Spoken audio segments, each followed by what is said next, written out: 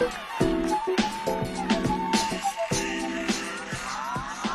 now we're going to make one of my favourite dishes. David, I'm very good at eating this, but not that good at making it.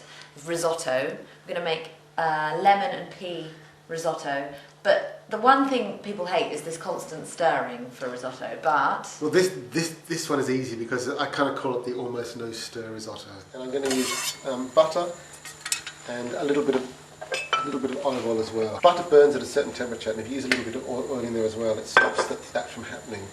And on the other hob here, you've got a pot of stock. Of stock, a vegetable stock, just simmering away at the onions. Onions are fairly finely chopped. I just let that cook on a medium heat for about 5 minutes until they soften, just stirring occasionally. So those onions look pretty soft now. They're done. They're soft, but they're not too coloured. They're still pale and soft. Now I'm just going to add some lemon zest. So now it's time for the rice. All in? All in. And just stir it around so that the oil and the butter that's in the pan and the onions just kind of lightly coat the rice. Risotto is the most versatile thing. You can almost, I've done everything from red wine and sausage to this little pea and lemon one. And red wine does work, does it? Because yeah. A friend of mine said she made a purple risotto. It does change the colour, but with something like sausages it works because the colour's alright. Okay, now a dash of white wine. I think okay. You've got the wine. I just happen to have a nice bottle. Yeah. Just here. Been just add a dash. Slug. Yeah. Bit more. Another one. And what happens is you just cook that for a second until the wine's almost all absorbed. For this one, because I'm not going to stir it too much. I'm going to add about a third of the stock now. Enough to cover the rice. And just stir it a couple of times. And just adjust the heat. You want it to come up to the boil, and then reduce it so it's just simmering gently. So after about 5 minutes, it should look like that. I'm going to add the peas. I want them to cook in that liquid. It's quite thick, that liquid, isn't it? Yeah. And I noticed you've used frozen peas. Are they just as good as fresh? I love frozen peas. They sit there. And then I'm going to add most of the rest of the stock.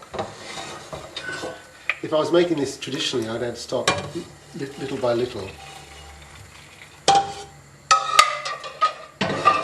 And keep stirring, but what I'm going to do is add the rest of the stock.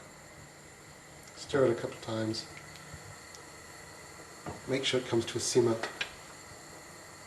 and then leave it for let it cook away on its own again for another 5 to 10 minutes. It's time to come in now and have a look at it because it's thickening up and the stock's all reduced to mid-absorbed. And it's been about 18 minutes and we'll just taste the grain of rice. It's just about done. So there we have it. That's about the stage. I'll turn it off the heat now. I usually season now with a little bit of pepper. I'm adding some creme fraiche to this. The Italians classically use butter, which I love as well, but the creme fraiche is nice because it adds that little bit of sourness, but also makes the risotto lovely and white at the end. And for a vegetarian risotto like this, I love the whiteness that the creme fraiche puts in. So just a couple of tablespoons. Don't stir it, and also some Parmesan. Why are you not stirring in the creme fraiche? Because it's going to sit for 5 minutes, which is when all the magic happens. Oh. Off the heat with the lid on. Have the lid.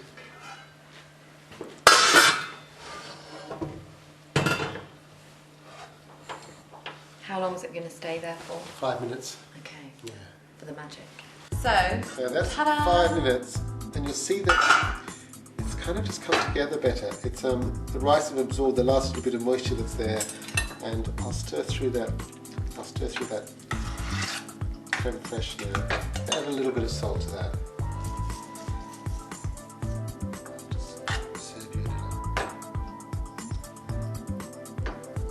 A little bit of Parmesan.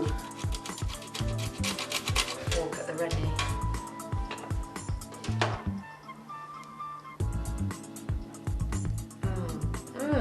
Is it okay? That is good.